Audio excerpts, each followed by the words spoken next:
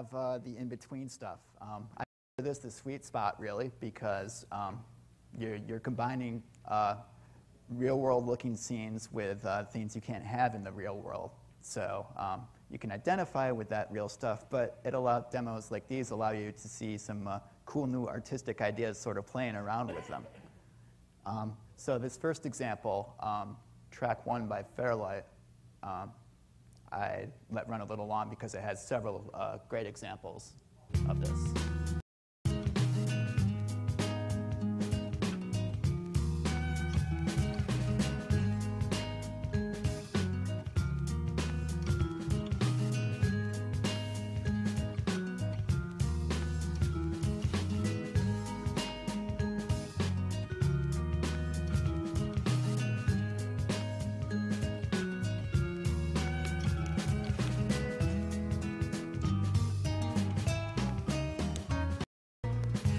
A popular design or effect in current demos is the growing things, the blooming flowers or growing plants, if you will, sort of just creating random tentacle-like things.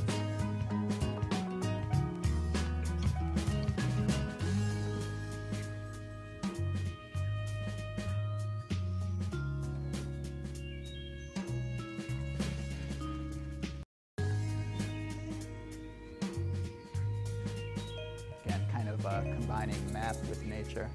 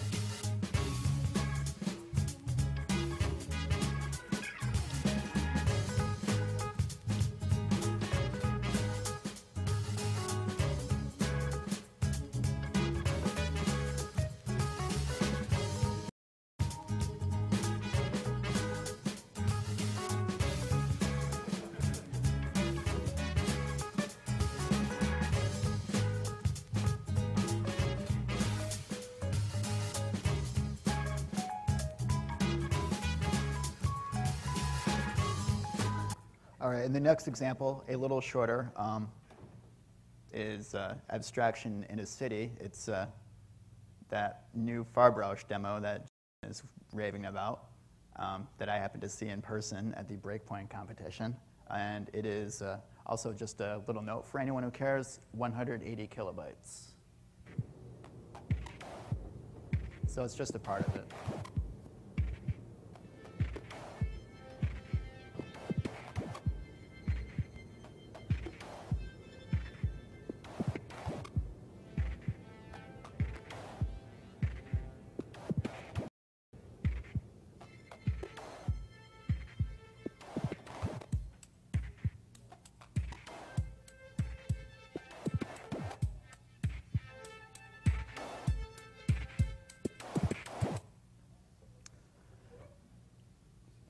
So you can talk quickly about tools here.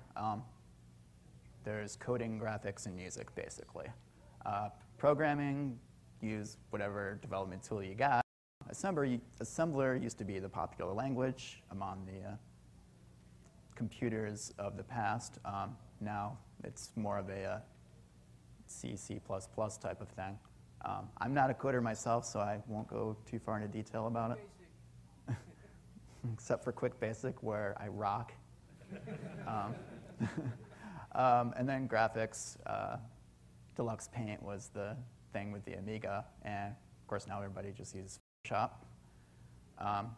3D models, for various popular applications for that. I've actually seen some groups have their own 3D modeling tools, their own custom stuff they use with their code.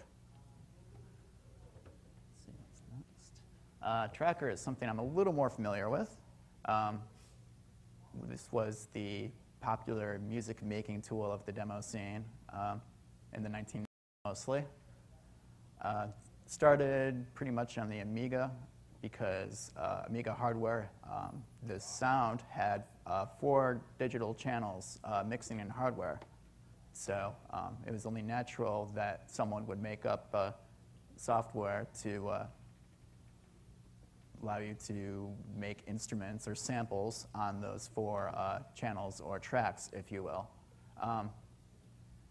Things were rather non-conventional compared to music software you're used to, like with MIDI and with piano rolls, as I'll show you coming up.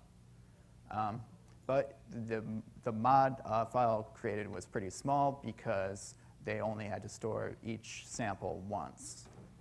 And from there, it was just code for how the patterns were laid out, as opposed to the MP3s of today. And on PC, of course, they had greater software capability where they could do software mixing for more than 4 channels, except for the Gus. And if you want to know a little more about this tracking stuff, we have the one and only Necros here at Block Party. So I do recommend that you check out his seminar. So we start out here with the old Pro Tracker for the Amiga. This is the 4-channel beast, and as you can see, there were a crap load of numbers. For some reason, they started out using hexadecimal for these things, and musicians were okay with that. He's okay too. Yeah. So, but once you get the hang of those things, they were pretty simple to use.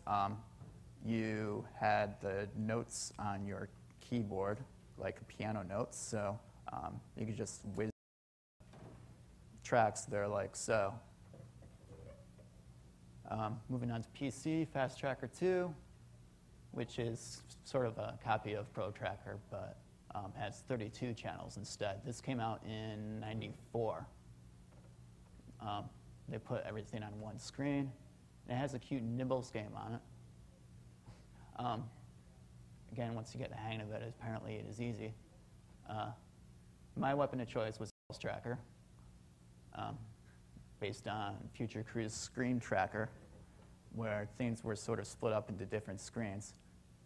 This is a variation on the text mode, which made graphics go by a lot faster.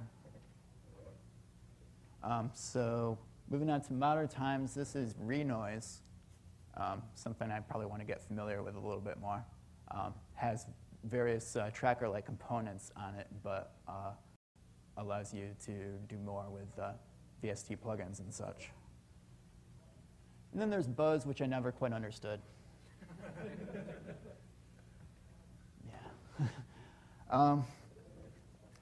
So there are some groups now have made and released demo makers or demo tools. If you go way back, there was one called the RSI Demo Maker, which was on the Amiga, and I think one. And actually, it was released as a commercial product for sale.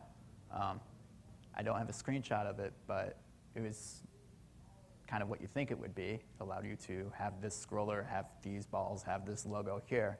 It was kind of a joke in the Amiga scene back then for anybody who used it. So you didn't see too many actually demos made from it.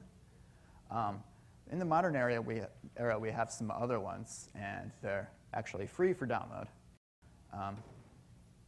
So some examples are Mopi Productions' Demo Paha or whatever, Addict, which is a 64K tool, and Werkzeug, which is from Farbrausch. And as opposed to demo coding, it's of course tempting to use these because you don't have to code. You just model your 3D objects and sequence them together like you would a music piece. And there have been several releases using these tools, but again, they have a bit of a handicap because once people find out you're using these, it's almost like cheating. Has not stopped me, however. So this is Werkzeug, seen from the popular demo they released a few years ago. It comes with it, actually. It's kind of strange how this works. I guess I can point out here. You start out with, well, I can't actually show you because it's a picture, but you start out with basic shapes in this, essentially. Like you start out with a cube, or you start out with a circle or text or whatever, and you just keep building these things together by stacking boxes on each other. So eventually they grow into better looking shapes like you see in the picture there. And then you snap camera objects onto them to make it move around, snap your music onto it, you sync things to a certain time, and before you know it, you suddenly have a demo. All right, so a little on demo parties here. I won't go too far into it, mainly because of time, but you could say that they're somewhere in between the old school copy parties and the LAN parties of today. Instead of leeching and consuming, they're actually creative and produce stuff, and a lot more fun group of people in general. They're mostly held in Europe during summer or holidays, like after Christmas or Easter, or whenever they have time off, usually in sports halls and arenas,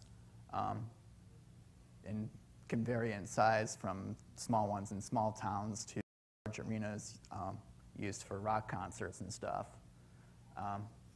So yeah, the smaller ones that are a little closer knit, may have like a couple hundred or so. Larger ones are in the thousands, and those are the ones that have. They do actually have a bit of a gamer LAN bit to them, which is how they attract big companies, sponsors, and get more attention. But most are still doing what they can to keep the small demo scene unit involved and interested, just to keep things somewhat creative, even if it's only like 10% of the attendance. And of course, these things have competitions, which make them more fun. The compos from party to party are usually similar in nature. There's sort of informal standards. Like you have a demo that is like 20 megs or so maximum and runs 8 minutes. You have intros, which are little bite-sized demos, either 64 kilobytes in size or more challenging, 4 kilobyte intros. And people have used some interesting Windows tricks to make 4K demos happen these days. They got music and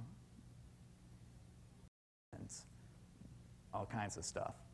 Graphics, of course, to appeal to the artists, usually either pixelated graphics or more freestyle type stuff.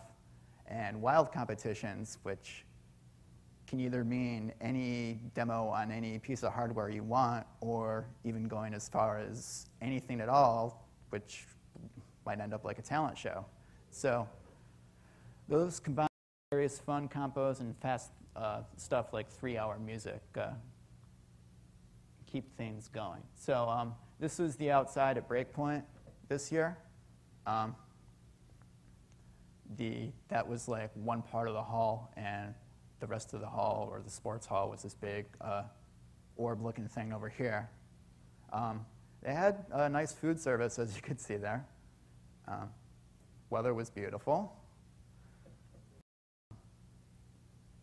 It was a mixture of like, outdoor socializing and indoor watching stuff, I guess. And yeah, they have seminars like us too. Here's one from The Gathering, which is a big party in Norway. Just grab these 2 pictures quickly. So some of these scene veterans, what are they doing now? Well, most of them are in the game industry